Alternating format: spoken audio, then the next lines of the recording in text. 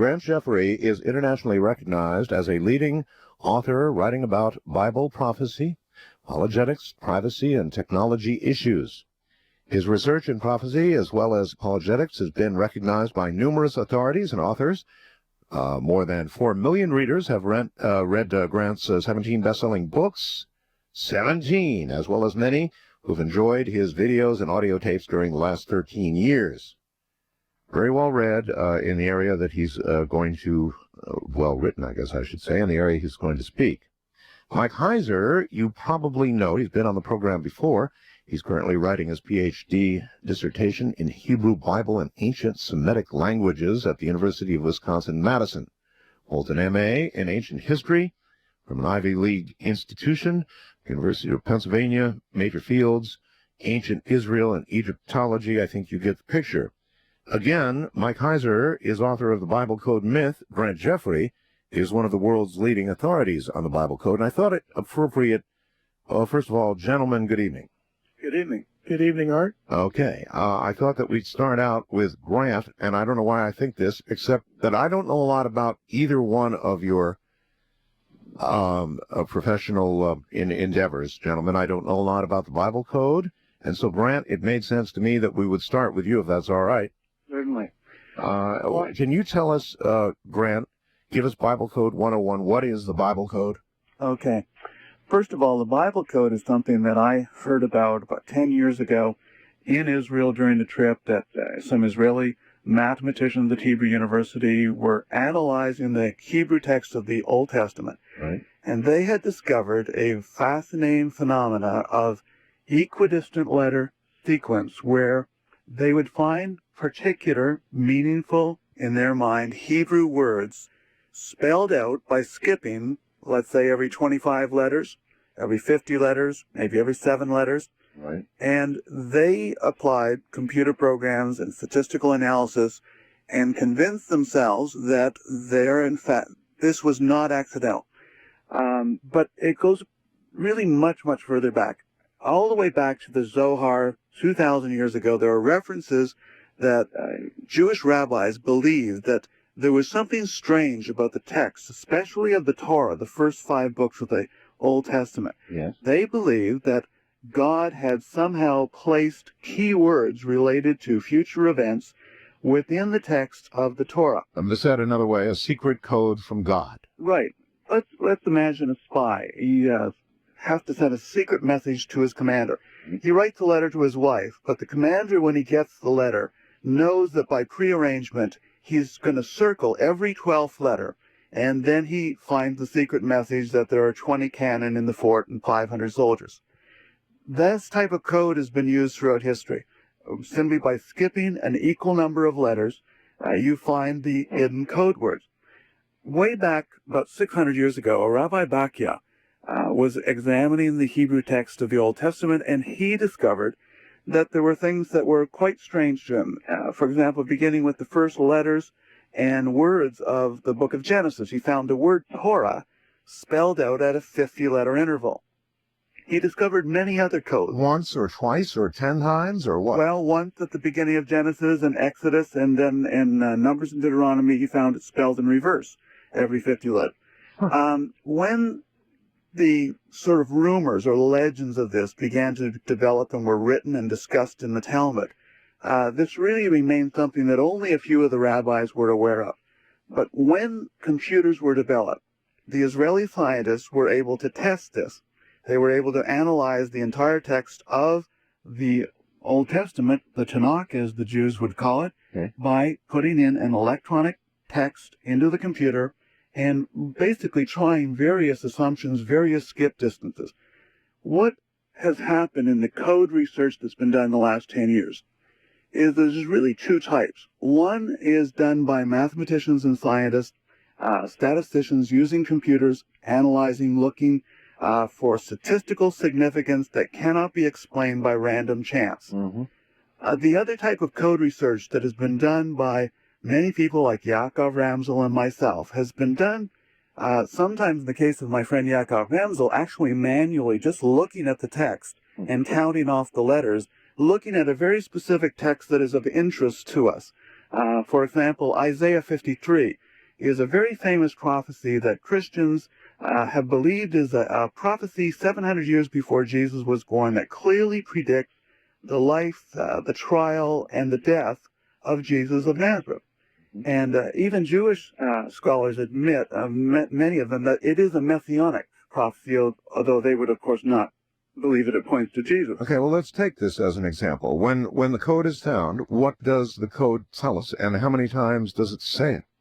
Well, in Isaiah 53, what is most remarkable is you would expect in any sufficiently large text to find accidental ELSs, like the word bat, tree, small words. If you skip it, if you find enough possibilities in any large text, 100 monkeys. You're going to find.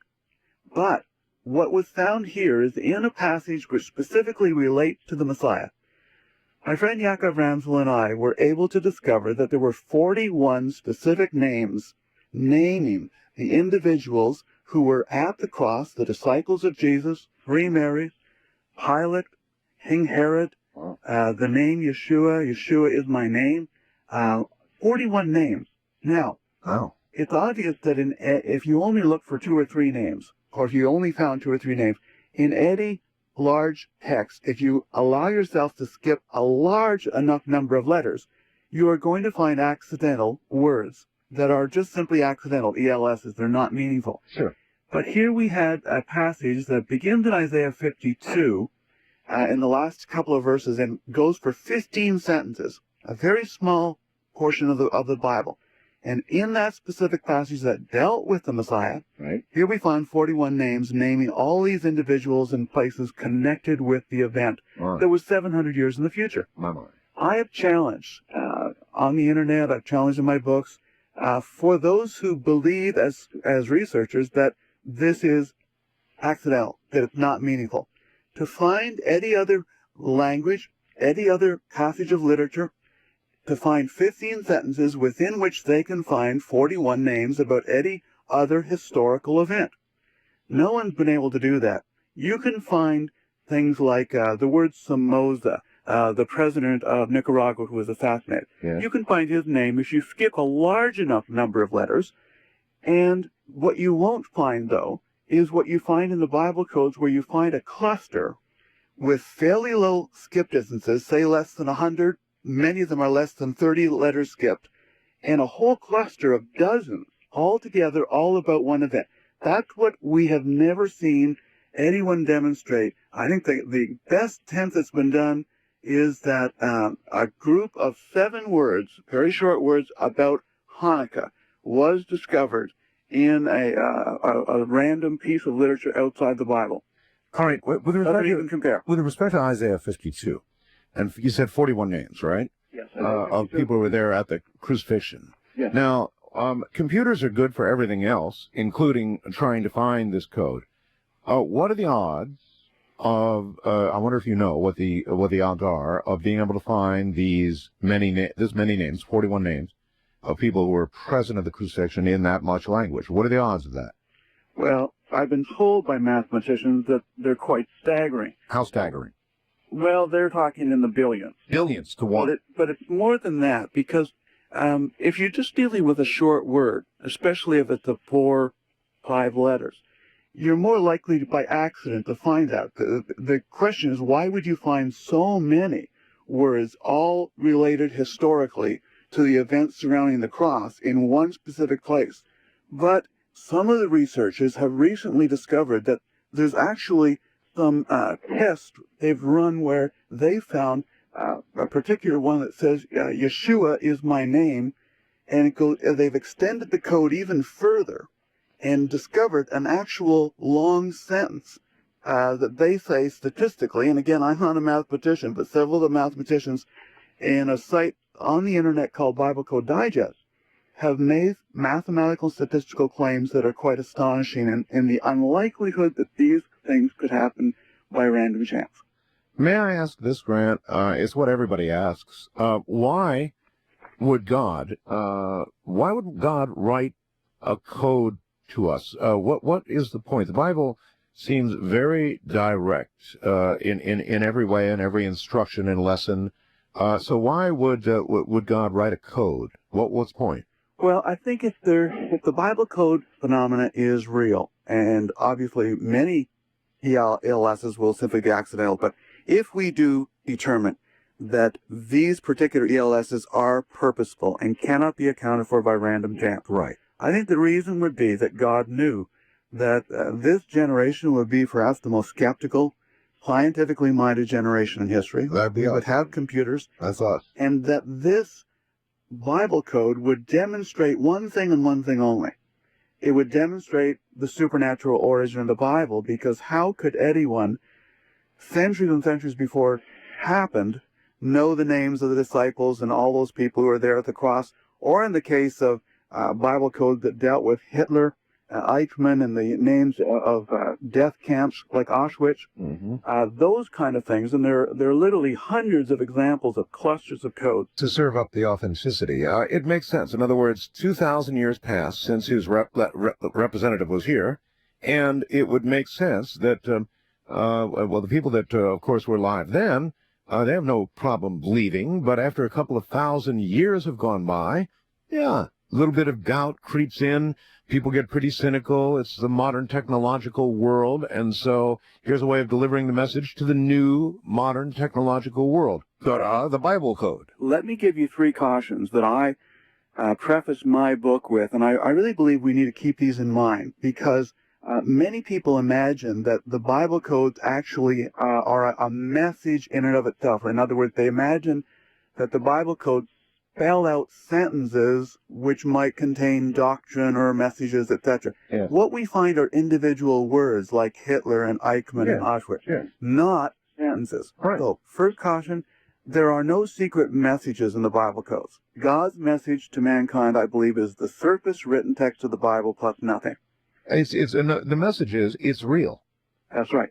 Second, the Bible codes cannot be used to enable you to become a prophet and predict future events. Right. And let me explain why this is so. Because there are no sentences, but rather we find words like Hitler and Eichmann and Auschwitz. If we went back in time, and let's say we knew about the Bible code back in 1920, you couldn't find Hitler and Eichmann and Auschwitz because you wouldn't know what to look for. So it automatically applies to things that have already happened, right? So, and God forbids fortune telling. And so this is consistent with that. And Michael Drosden... Has anybody gone through and looked for antichrists?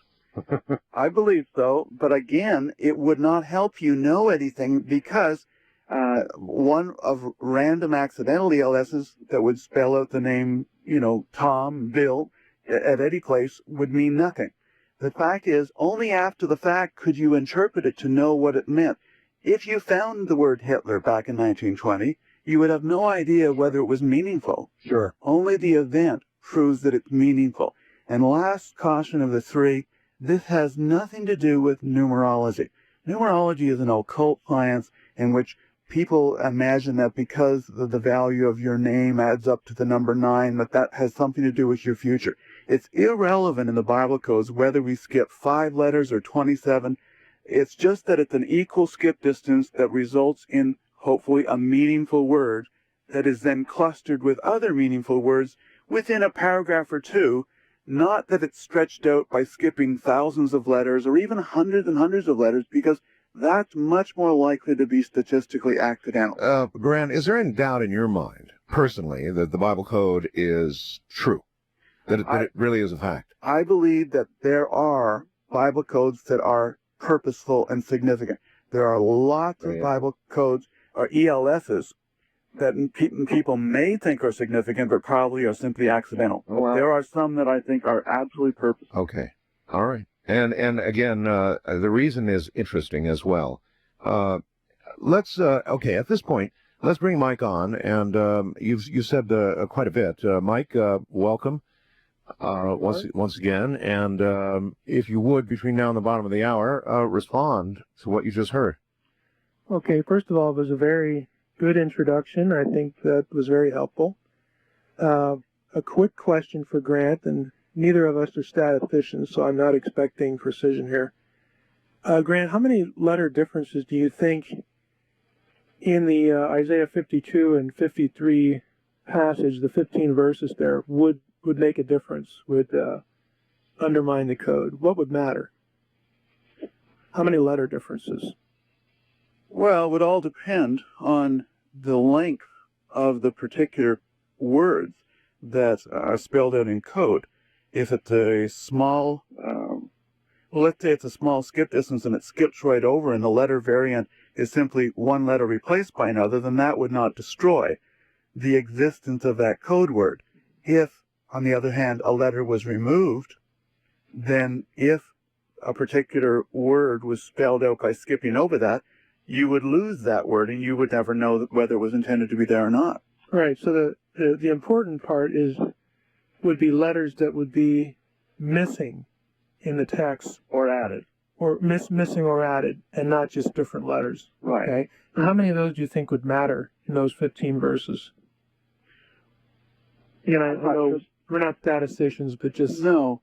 I have seen statements on the internet that tell us that there's, about 17 different letter variations and one actual word that the Dead Sea Scrolls, the word light, that is added. Verse 11. I haven't been able to access, because my hacker is not working on my computer, to access your full site to see what you were claiming.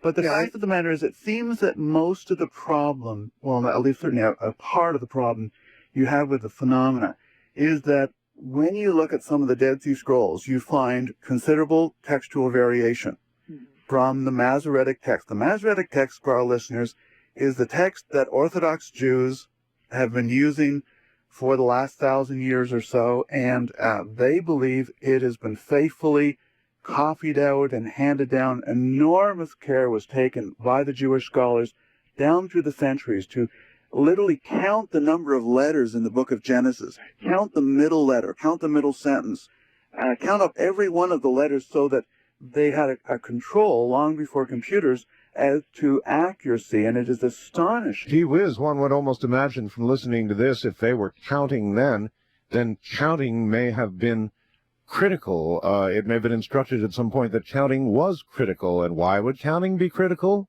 There's something we're missing here. What's that? They're counting during the Middle Ages. Yes. Okay, this is the era of the Masoretes. This had nothing to do with the Dead Sea Scrolls. And Grant, just on the possibility that your Adobe might not work, I've posted what I'm going to be referring to in the next half hour. I've posted it in picture images. So if you want to go up and look at that, I would use Internet Explorer. But you said 17 would make a great difference. No, I said that for 17, that's somebody heard of. Somebody had written that there were 17, and 3 of them were actually in a word light. Right. In the next half hour, I'm going to show you 115 in 15 verses.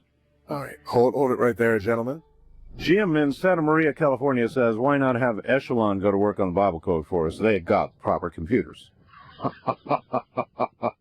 I guess that would be right. All right, gentlemen, welcome back. You both, I take it, to a large degree anyway, certainly agree on the the validity of the original text that we're talking about here, right?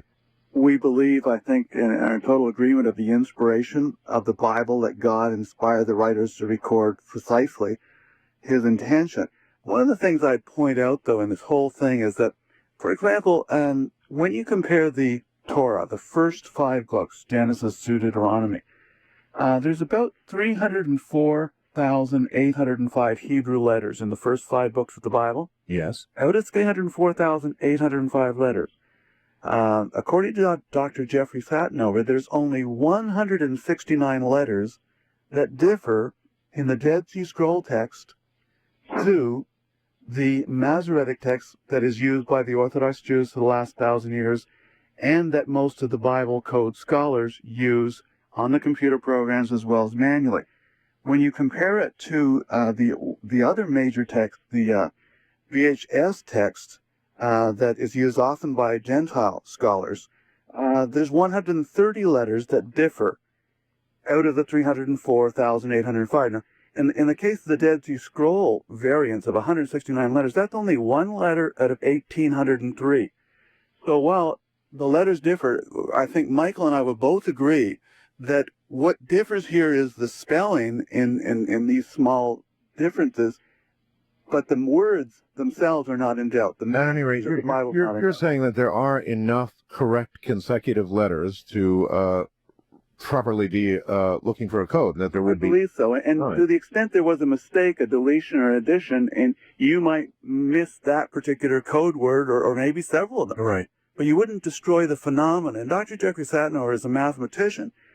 He had stated this, and he said, I'll just quote, "In sum, the presence of a limited number of transmission errors will not erase the Bible code if it's really there." It'll simply sort of Grade it. cause it to hobble a little bit. Mike, what about that? Well, with respect to Dr. Satinover, and he is a mathematician, he is not a text scholar. He is dead wrong. The spelling differences are absolutely critical. They are not critical for meaning, and Grant and I would agree about the nature of the text, the nature of the Bible, and I'm quite sure that most of our theological positions would be the same. But this business of there's only being less than 200 in the Torah simply does not account for spelling differences. It doesn't account for scribal notations of suspicious letters. These are all things that I document visually in my book, The Bible Code Net. What Satinover is referring to are letter differences, not spelling differences, letter differences between the Masoretic text that, that such and such group uses as opposed to another one. The Dead Sea Scrolls are not used by Bible code proponents. And I'm saying that this is the text. Everybody knows this in the world, virtually. I have to say virtually because there must be somebody out there who wouldn't. That the Dead Sea Scrolls are the most significant manuscript discovery, perhaps, in the history of the world. This is the textual material that is closest to the moment of inspiration of the Bible. This is the way the scribes wrote. When you're talking about letter differences of the Masoretes and all this stuff, you're talking Middle Ages, 1,000 or more years after the Dead Sea Scrolls. And what I'm saying is that spelling matters for a code. Now, on my website, www.biblecodenet.com, I know a lot of the audience does not have internet access, but we're going to try to play both sides of the coin here. There's a visual illustration. I go through line by line. I have on the website the actual script in the Dead Sea manuscript. So if your listeners have not seen what a Dead Sea Scroll manuscript looks like, this would be the place to go. Below that, for readability, I type out the Hebrew letters that are in the Dead Sea script. And then below that, I have the traditional Masoretic text that most people who do Bible code stuff use. And visually, I have highlighted in color. You don't have to know any Hebrew to see this. I have highlighted in color where the scribes at the Dead Sea Scroll area, Qumran, how they spelled every word. And you can visually see, and you can count. There are 115 different variations in spelling. Now, Art, one of the reasons I wanted to do this was not just for this discussion, but was for you personally.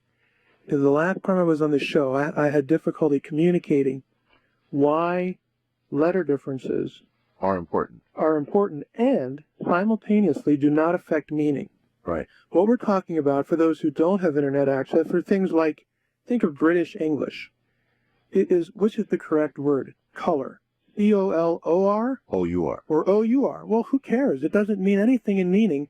But if you need, in a manuscript, in a book, in 15 verses, in whatever, in a letter string, if you need the letters to get hits for a code, every letter matters.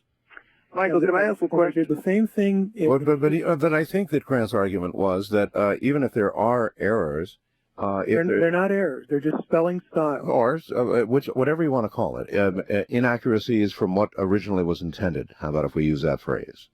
That it wouldn't destroy the Bible code. It would just perhaps cripple it a little bit. But you would see enough of the code because not in this 15-verse sample. You take 115 letter differences in the span of only 990 letters. Yes, but have you used a particular area with what you consider to be high error rates? No, I just picked the passage out of his book, Isaiah 52 and 53. Okay. I used the 15 verses in his book. Same stuff, all right. Sure.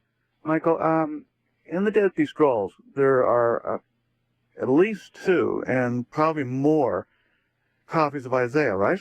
Yeah, there's the Great Isaiah Scroll, Isaiah complete. A, and then B. And are there variants between those? Between those texts, yes. One V probably favors. Let me get this right. V probably favors the Septuagint a little bit more than A. But the fact is the variant there between the two, doesn't that argue that what you've got is error or variation that is occurring in the Dead Sea Scrolls? Those people who translated the King James Bible, many of us from our tradition believe that God basically not only inspired the word, but was assured it was transmitted and carried down. Not necessarily that there's not a letter wrong anywhere, but the fact that in the Dead Sea Scrolls you have variant readings when you have multiple examples of a particular passage, doesn't that argue that perhaps the Dead Sea Scrolls, while they're fantastic to confirm the basic text, that the basic meaning, and it does prove that the words have been transmitted, the message has not been lost or even altered, that in fact the variant spellings in that is not necessarily that's the one you should go with.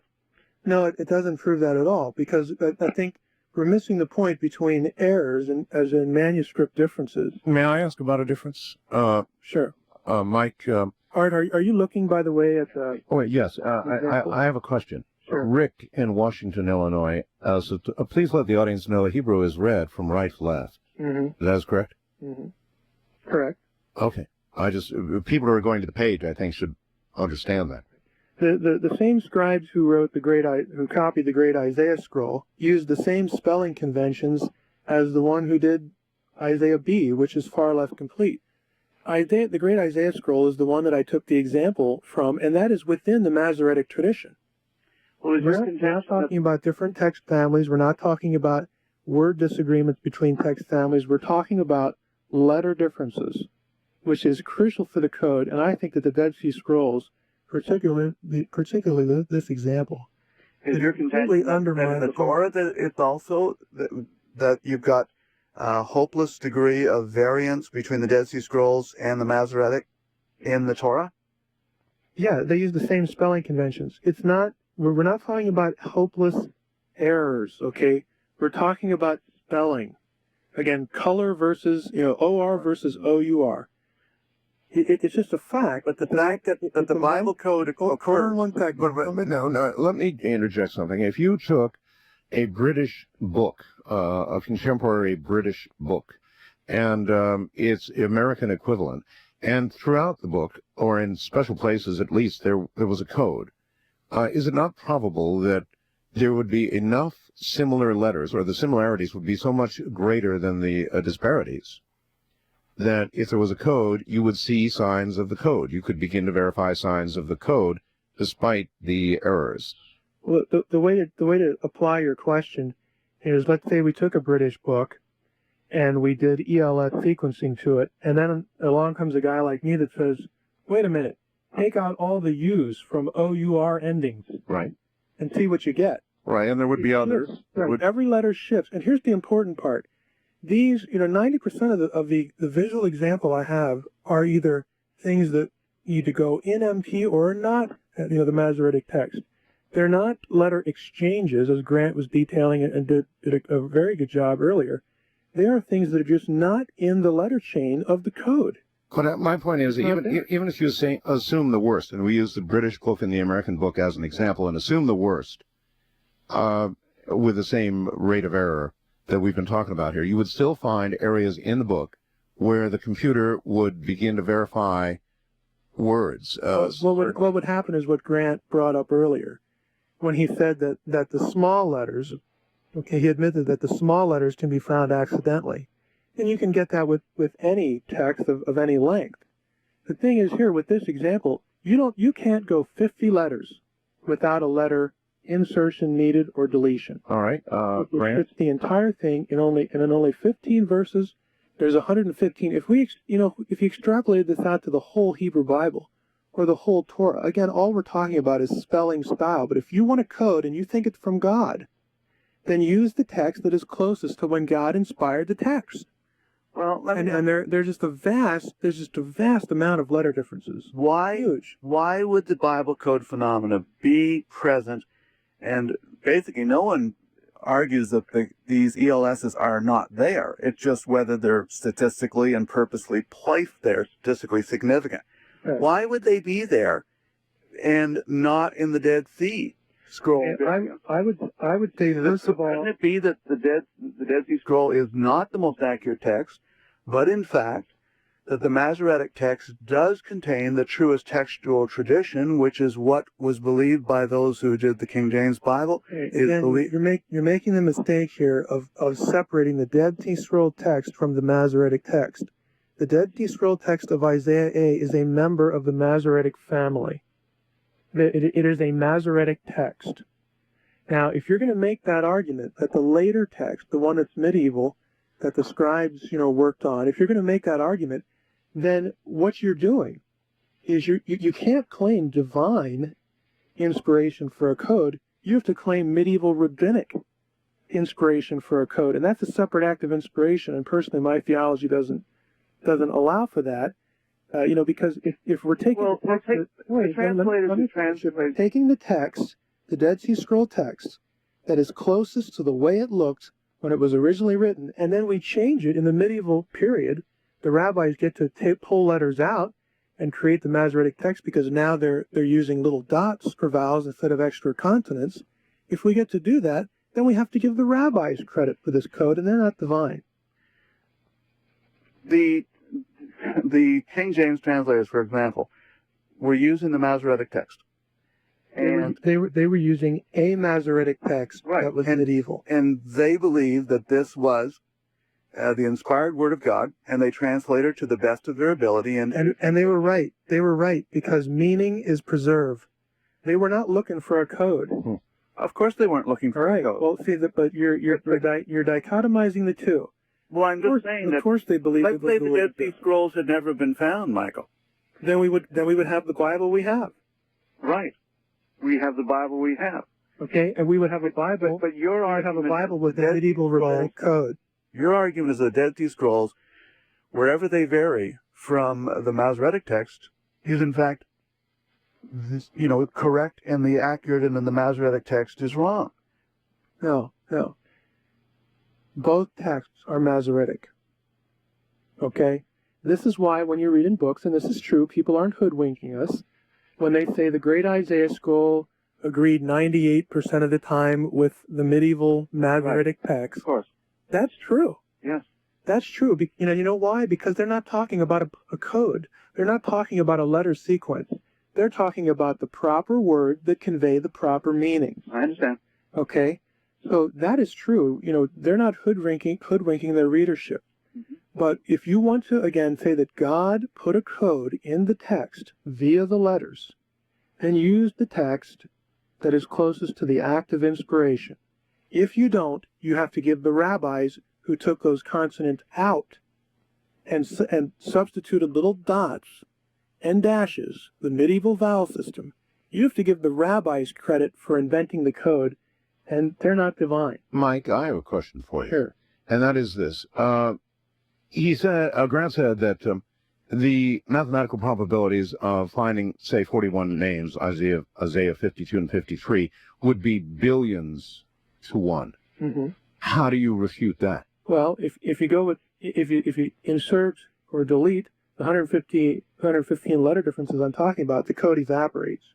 Now, up on my website, again, I'm not a statistician, but I have some quotations. You go up to the website, and by the way, I have to mention this, since Art, you've been so kind to have me on again. I am practically giving away the book. It's 50% off, but only to your audience and only for 2 days. And you can't get it through Amazon. You've got to go through my site. Oh. If you go up there, there's a toll-free number, too. Oh, you better give that out. Yeah, I better give it out, or the new publisher's just going to get me alive. No, go ahead. Okay, it's 1-800-243-1438. 1438. If you go to Amazon, you're going to pay double. That's nice for me, but it's not nice for you. Right. Now, if you go up to the website. The Bible Code Myth. Right, the Bible Code Myth.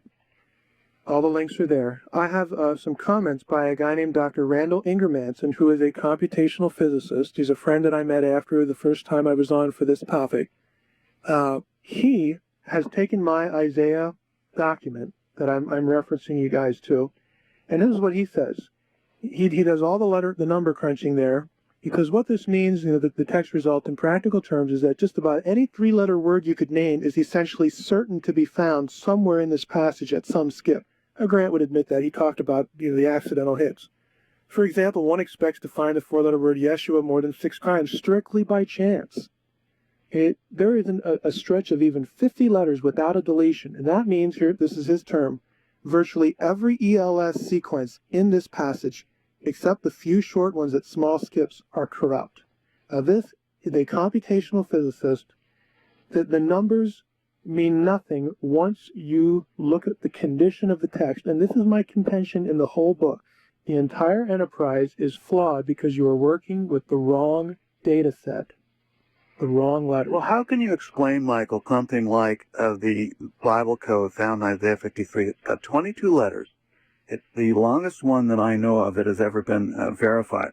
And that's the one that begins at Isaiah 53:5. Yeah, gushing from above, Yeshua was my mighty name, and the clouds rejoiced. Wow. Now, Ed Sherman, who is a mathematician, has a... Not a text scholar. No, but... There are 63 letter differences. All right, excuse me. That doesn't matter. Gentlemen, hold on. It certainly does matter. Hold on, gentlemen. Hold on. It doesn't matter to what I'm saying. Right? Time. What was that sentence again, please? Gushing from above, Yeshua was my mighty name, and the clouds rejoiced. That's also on my website, too. Now, he Right. calculates All right, that. gentlemen, listen, we're at a break. When we come back, we'll pick up from this point. All right, here we go. Gentlemen, this is it's a pedestrian question, but I think I'll ask it. Randy in Pittsburgh, California, asks, who exactly wrote the Bible anyway?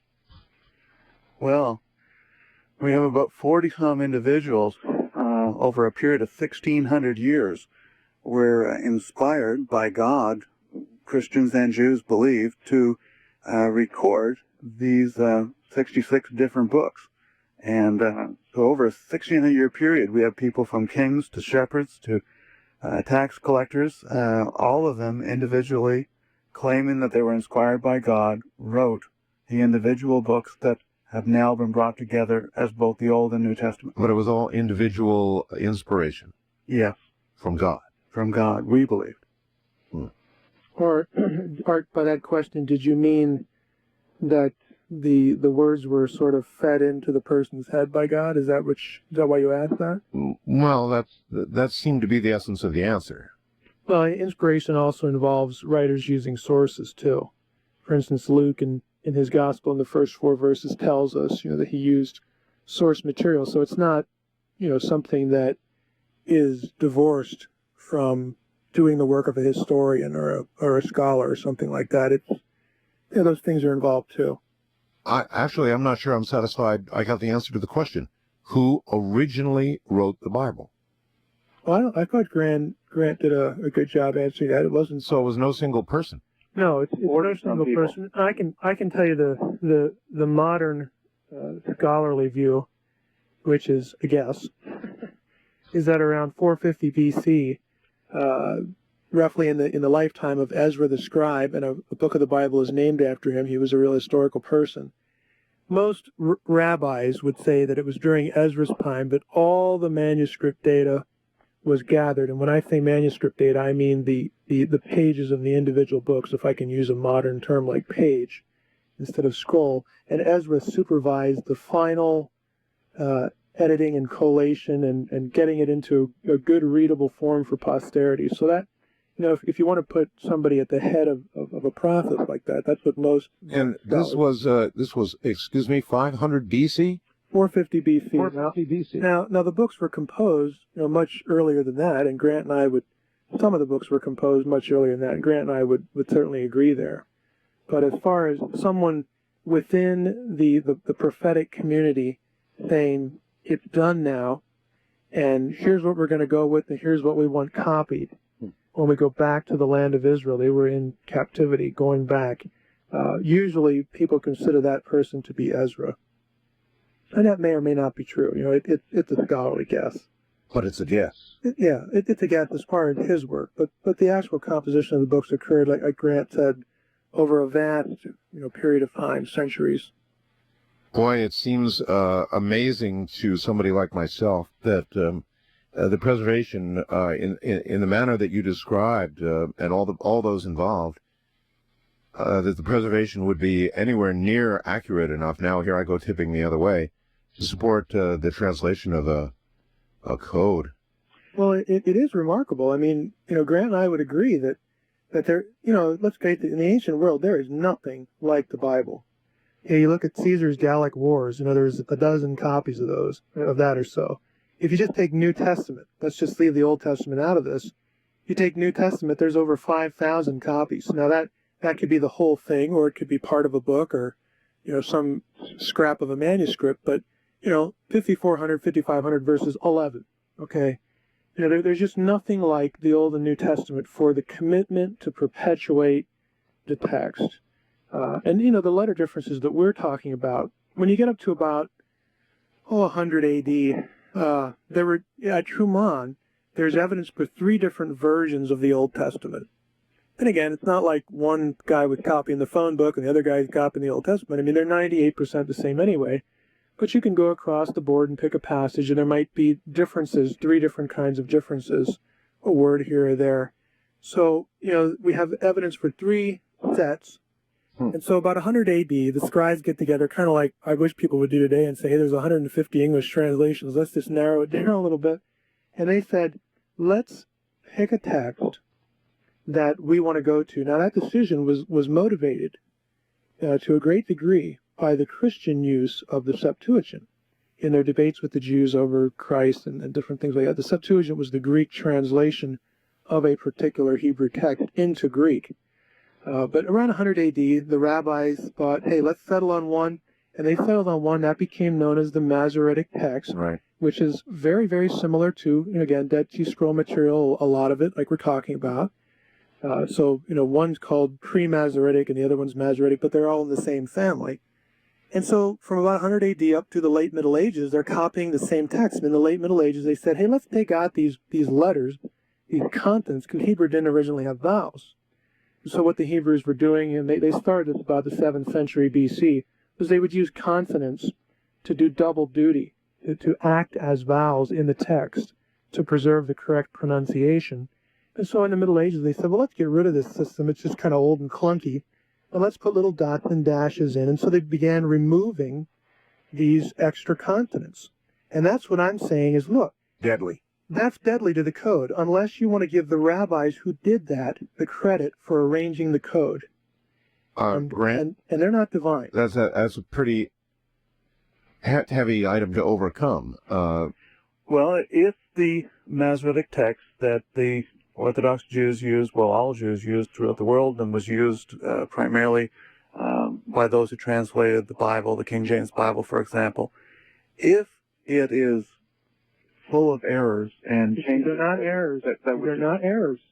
errors at various Spelling, updating.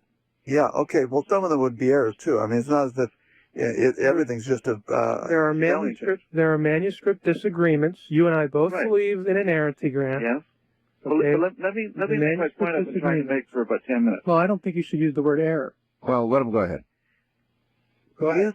If the Masoretic text that the Bible Code scholars and researchers use is not the correct text, how in the world can we explain the discovery in Isaiah 53 of the longest Bible code so far of 22 letters, gushing from above, Yeshua was my mighty name, and the Thanks clouds. for asking. Could I complete it before you Sure. rebut? The mathematician Ed Sherman has calculated that the chance of this 22-letter ELS appearing anywhere in the entire Old Testament is 1 chance out of 685 billion times 1 billion. That's anywhere, and they did not discover it by chance anywhere in the whole of the Tanakh except in Isaiah 53, which specifically is a prophecy about the Messiah. Just to put that number, 1 out of 685 billion times a billion in context, he uses the illustration that if you covered the entire continental U.S. with quarters stacked 450 feet high, and you took one of those quarters and painted it blue, and you set somebody blindfolded to go search for it, and when they think they're in the right state, the right county, they dig down as deep as they want, they'd have the same chance of finding that blue quarter as this 22-letter ELS would have of appearing anywhere in the Tanakh, the Old Testament, let alone even more unlikely that it would appear in Isaiah 53. All right. What about the blue quarter, Mike? The blue quarter. Okay. Well, in that example, and this is on my website as well, just look for the 22-letter notation on my website. You can go to this page that I'll be referencing. First of all, that letter sequence begins in Isaiah 53:5. And again, you can look at that on BibleCodeDigest.com if you want that code sequence. If I take Isaiah 53:5 and go to the end of Isaiah 53, there are 63 letter differences between that text and the Dead Sea Scrolls of that same passage. Now, Grant said before the break that it doesn't matter. Well, I would say if you dump 63 letters into that letter chain, you're only talking 7 verses. The question is, why would it be there? It matters. Oh, I'll tell you why it would be there. Okay? Why does the code, quote unquote, work? Generally, I would say the code works because it's not scientific. And here's what I mean. Or here's an illustration. If you flip the coin 1,000 times and record the sequence, head, tails, whatever, Right. Order they're in, Right. the odds that you would get a particular sequence that you do when you're done are, according to mathematicians, 10 to the 300th power to 1. But you and I both know that's no miracle. Why? Because all you did was flip a coin and write down the results. Now, here's what you need for a miracle. If you predict beforehand that the 1,000 coin flips would result in that particular sequence, Then you have a miracle. then you've got a miracle. Now, what Bible code practitioners don't do is they don't tell us beforehand what they're going to get. They don't list the names beforehand that they're going to find. Not only that, but they don't decide on. But according to Grant, you would never know ahead of time.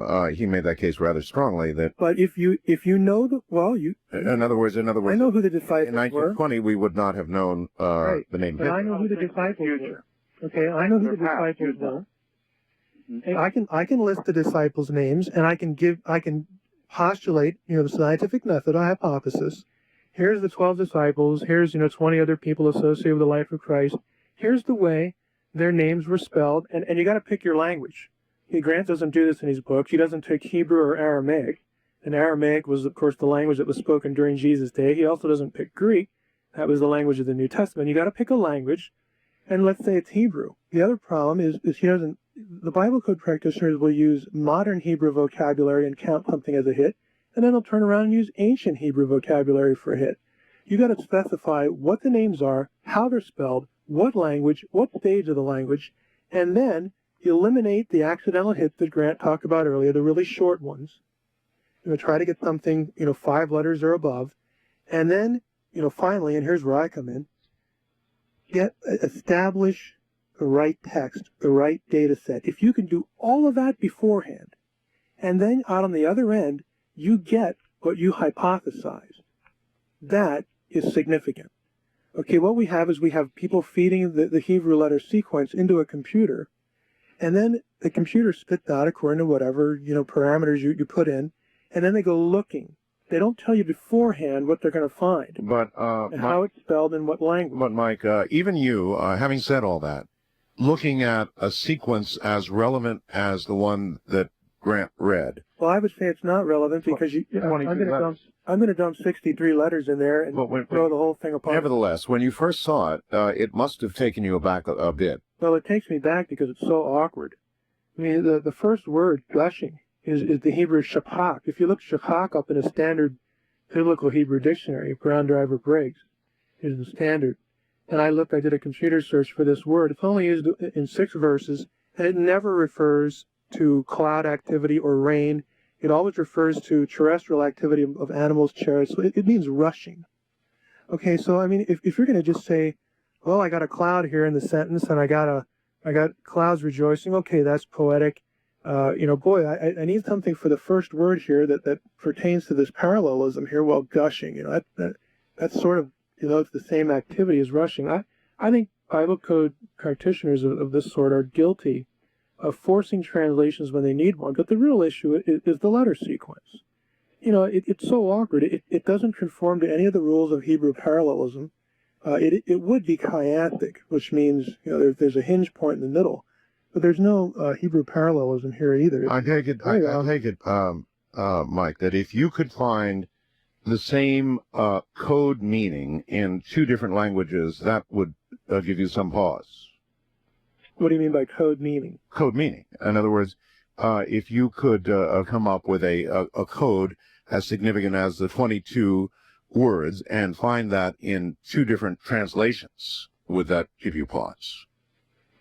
Well, if you could eliminate the 2- and 3-letter words from this is 22 letters. If we came up with the same meanings in two different translations, two different languages. All the words in this sequence, and you can look at this if you go to my website, all of the words, there's 7 words, all of them have at least 2 of the most common Hebrew letters in them, except for Oz, that's only a 2-letter. So there is then the commonality.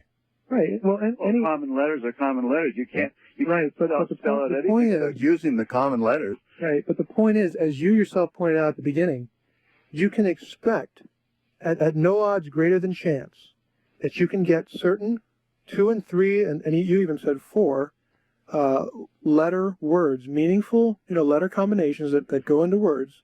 You can expect that by chance. But not 22 letters. Well, that is what is astonishing.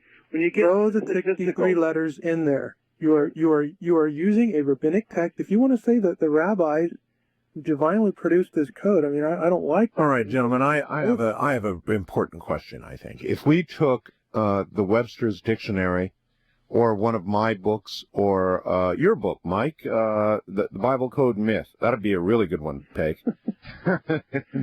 And we went a-searching. We went a-searching for meaningful phrases. You'd probably get the. Well, okay, sure. You'd get other 3- and 4-letter words that were meaningful. But again, but would we find a phrase like Mike Heiser's eternal soul is in big trouble? No, especially if you dump, especially in the space of a third of a page, or about 7 verses long, if you dump 63 more letters into it, then you wouldn't get it. But would we find meaningful phrases? Sure. Yes. Oh, yes. And yeah, and in the back of my book, I have an appendix where mathematicians have done this. Again, it does include phrases, and it does include letters. This from a statistical point of view. Again, and Randall Ingermanson's book is the book for this. If you're a techie, okay, if you're a number cruncher kind of person. He says, and he should know, he's the computational physicist, that the hit that people are getting, okay, including this, because the letters in here are so small, and you get to divide them up, how you want, and all that stuff, but most of them are so small that the hits are not beyond chance. Well, couldn't that be established by looking at another book or a series of books? I would think so. Somebody's going to have to. Grant, in support. Time to reproduce. All right. Grant, in support of the Bible Code, has that been tried? They have tried. They've tried it out. Interesting. Who are they? Art. Well, people like Grant and McKay and that have tried it, and they have found that the best they found anywhere was 7 words dealing with Hanukkah, and that was, at least on what has been published that I have seen, no one has ever found any more than that. And that just doesn't compare, that compares like an apple to an orchard compared to what has been discovered. Mathematically, it would be an apple to an orchard, I guess. Like, just for example, in Isaiah 52 and 53, that almost all scholars, certainly Christian scholars, admit is a prophecy of the Messiah. Here's what we find aside from that incredible long 22-letter one. You have Nazarene, Messiah, Shiloh, Passover, Galilee, Herod, Caesar, Caiaphas, Annas, the other high priest. 3 Marys, and there are, of course, 3 Marys at the crucifixion. The word disciples, Peter, Matthew, John, Andrew, Philip, Thomas, James, 2 James, Simon, Matthew, the phrase "let him be crucified." How about Arthur or Harry or Mike or Grant? We didn't look for those. Well, we did look for some of them. We didn't find those. We did do some random things searching. Most of this was actually discovered not by computer, as I've verified it with computer, but most of that particular one, Isaiah 53, was discovered by Yaakov Ramsel just manually looking at the thing. He doesn't even use the computer. All right, gentlemen, listen, we're at the bottom of the hour here. We'll pick up when we get back. Now, Grant Jeffrey has written 17 books, and to be fair, I want to give Grant an opportunity to plug the book of his choice, or all 17 if you would like. What book, Grant, would you most like to have my listeners read?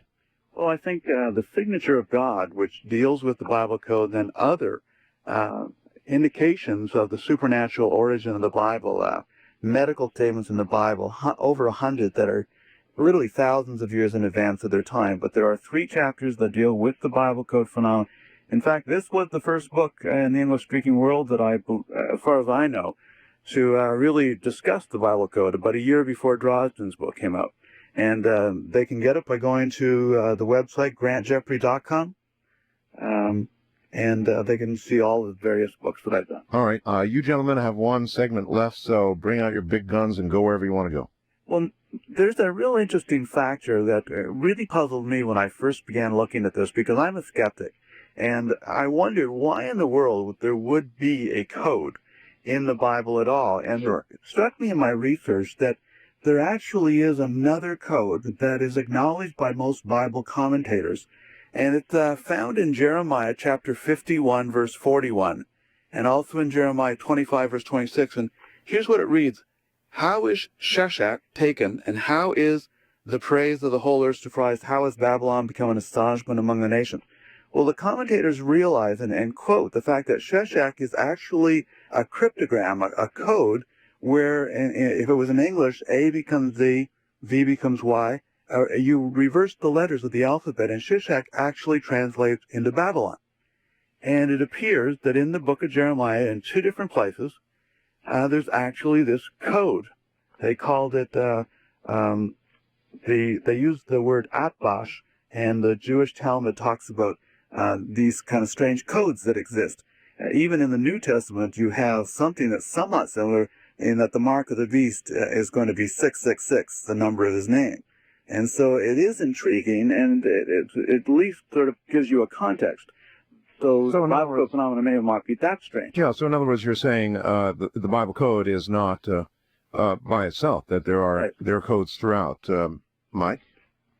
Well, I would reference your listeners to go up to the website and about the 41 encoded names and hits that Grant is talking about. Good for people with computers. Good for people with computers, but again, just so it's really there so people know I'm not making it up, even though they really look at it. Sure. Or get the book. This is the kind of thing that's in the book. What Grant is describing is a whole lot different than ELS sequencing. You know, you take the name of or the list of names here, the 41. If you delete the ones that we would both consider accidental, the short ones, you chop off 10, you're left with 31. Then you get to the problem of spelling of the names. Again, this is all cataloged up there. For instance, I think this might be a typo actually in Grant's book, but I do list here. Herod, for some reason, he has the O vowel in the wrong place, but there's a problem with the spelling of Herod. There's a problem with the spelling of Caiaphas. Peter, he's using the Aramaic, Kephah. In Aramaic, that's actually spelled completely differently, 2-letter differences. I go through every name, and once you weed out the spelling problems, you're left with 25. And then you get to what I call vocabulary problems, where, sometimes it's biblical Hebrew vocabulary that's used for a hit. Other times it's modern Hebrew, and I think you need to be consistent. There are words like for cross, phalav, which does not even occur in the Hebrew Bible. It's a completely modern word. You delete those, and you're down to 20. And then you're left with a very short list. You got half the list left. And if you look at all the words there, every one of those words except one has at least 2 of the most common letters in the Hebrew alphabet. So I think it's far less spectacular than what is being conveyed here. I think you have to be consistent. You got to be upfront. What are we looking for? What language are we using? What spelling are we using? All that kind of thing. I guess if I could have one last question of Grant, why is Grant not using the text that is closest to the time of inspiration, the Dead Sea Scroll text? Because if you use that text, all the work that's been done on codes I think is just obliterated because of these dramatic, very dramatic letter differences. And I haven't even gotten to the note that the scribes left themselves. All right, good question. Would you agree it is the closest text to the time? The inspiration event. The inspiration. Closest in time, yes, but certainly many Bible scholars would not agree that the Dead Sea Scroll text is always to be preferred to any other text.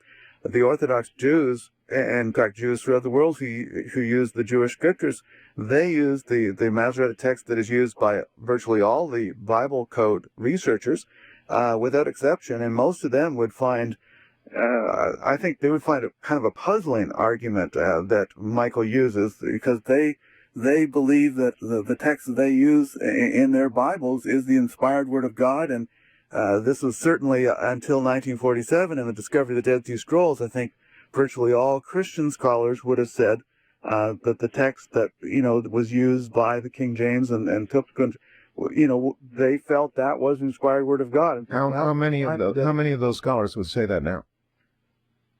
Well, I think that most would still say that the text we have is the inspired, and as Michael said, most of the differences are spelling differences.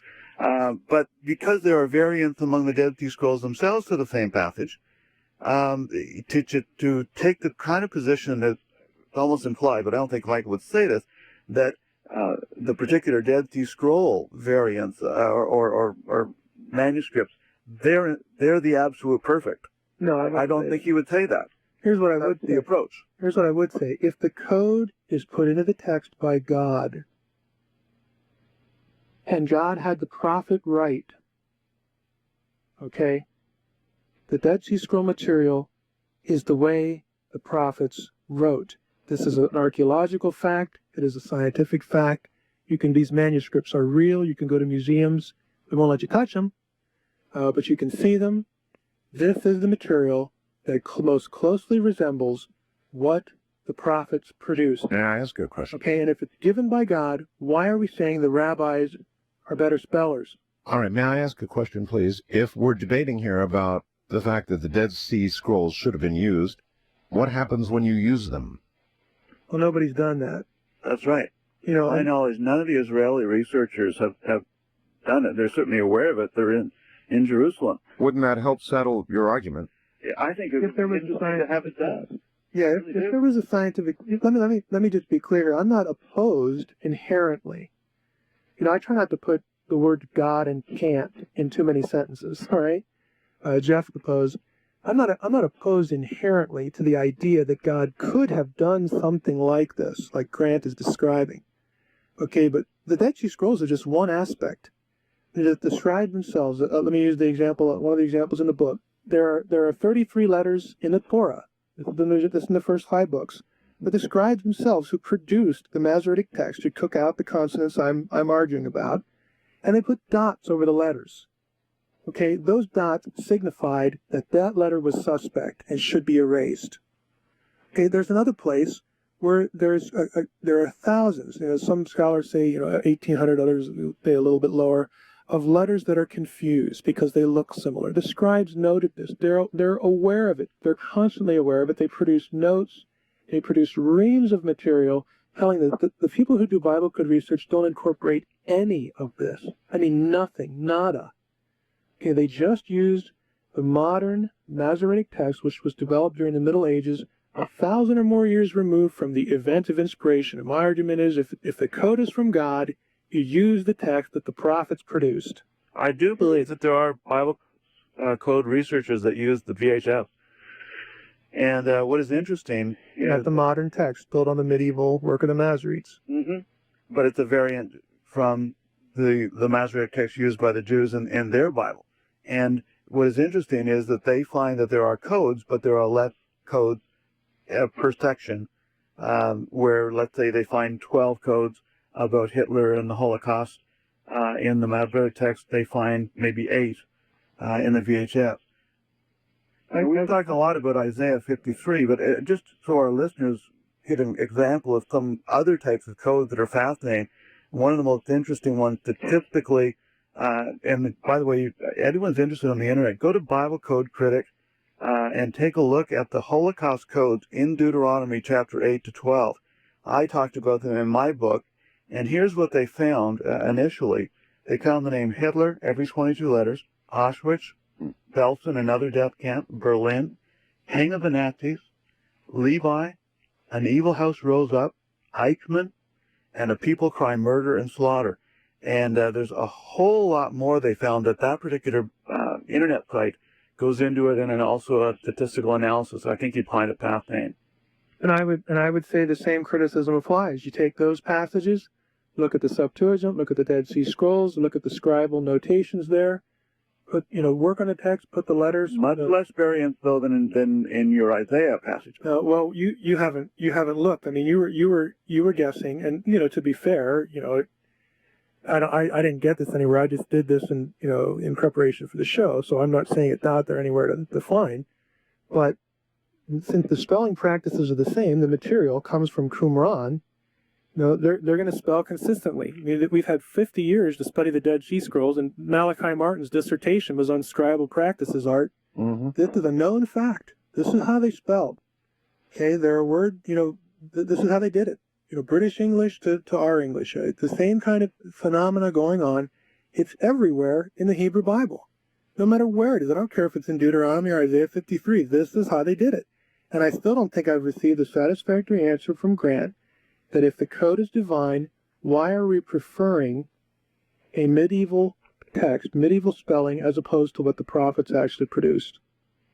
Well, the fact of the matter is the research that has been done is on the Masoretic Text, and it has found codes that, according to some of the mathematicians, the long ones, like the 22-letter one, are of such improbability that it's billions to one against it happening by chance. And so the question, there's a lot of questions about Bible codes. I don't think anyone's got all the answers at all. But the question is, if the Masoretic Text is faulty because of spelling changes, In terms of why would such statistically impossible almost codes be found? May I interject? Maybe they're in both. Maybe they're in the Dead Sea Scrolls. May I That's the next step. Go ahead, Art. If God is the infallible that we believe him to be, then would he not know ahead of time what languages we would use, what changes we would make, and where exactly we would be in the year 2001? I'll get In terms of his intellectual capabilities, of course. In terms of how we would have changed things, or how the inspired word would have been changed, or little words, letters here or there. Right. God would know all this, and the code would be intact. I would say the answer to your question is of course God knows. The problem is that we are not omniscient. How do we know which manuscript to use? How do we know whether we should use a mixture of Dead Sea Scroll material with later material? How should we know if we should use the Septuagint? No, my argument was that he would know what right. He would know. Yes. But why hasn't he given us the list? Okay, here are the list of manuscripts that accurately produced the letter chain. Right. Why hasn't he told us? The problem is we're not omniscient. And to establish a secure letter sequence for the sake of a code, it requires omniscience, to be sure. That what you're looking at is the right data set. Well, the Bible does, have phrases such as that not one jot or tittle of the word is law. That doesn't pertain to a code, Grant, and you know that. I'm not talking about code. I'm just saying that God has affirmed in numerous ways that all Scripture is inspired, given by inspiration, that there are verses which strongly imply God's preservation, not only inspiration, but preservation. Then why do we have manuscript differences? Well, obviously, you get spelling differences. Let's find it. But I believe what about actual manuscript differences?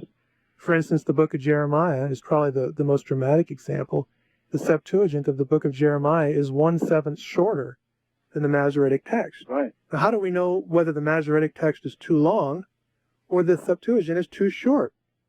The answer is we don't. And if you're talking about Jeremiah, which is 52 chapters long, 1/7 of that book, that is hundreds of verses and thousands, if not tens of thousands of letters difference. But that, Now, how do we know that? that only affects Bible codes which are within that area or depend on No, it would moving over that area. It would affect meaning if it's 1/7 difference. Now, I picked the most dramatic example, and quite frankly, nobody knows what to do with that problem because we're not omniscient. We don't know whether the Septuagint reflects the accurate text or the Masoretic text does. I mean, in that place, it's a conundrum, because there's such a wide, difference there. Most of the time, it's just a word or two.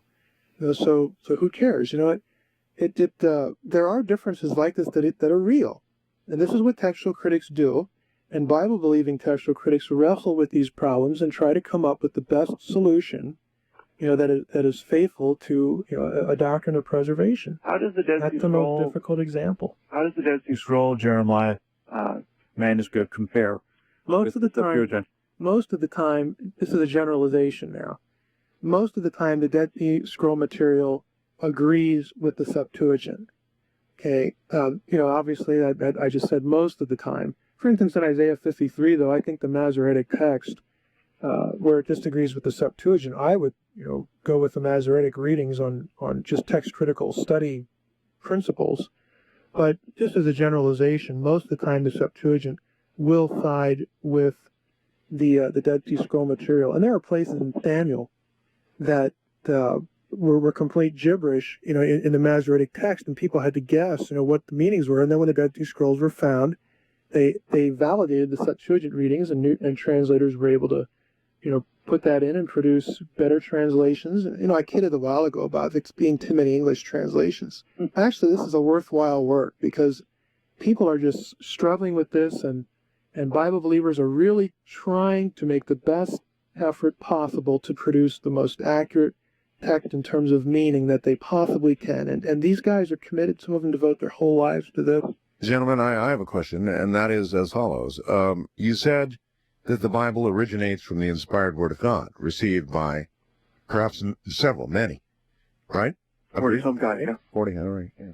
I get letters in the mail all the time, and email that purports to be the inspired Word of God. Laugh as you will. None of them have my name on it, Art. Indeed, but why shouldn't we wonder about the original inspiration?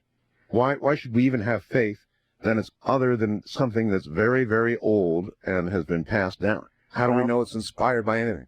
Well, there's a number of answers to that. One of the ones that I would give and give in my book, Signature of God, is that if God, as a supernatural being, was the inspirer and ultimate author of the Bible, you would expect that it would bear his signatures, that there would be something about it that couldn't have been produced by normal human being. Right. And what I argue in the book is that there are a number of things. For example, there are hundreds of detailed prophecies made in the Bible that have come true centuries after they were made with absolute precision. Mike, I take it you would agree with that. Yeah. Then we are going to end then, gentlemen, on a note of agreement. I want to thank you both for being here tonight. Thank you. Thank you, Grant, too.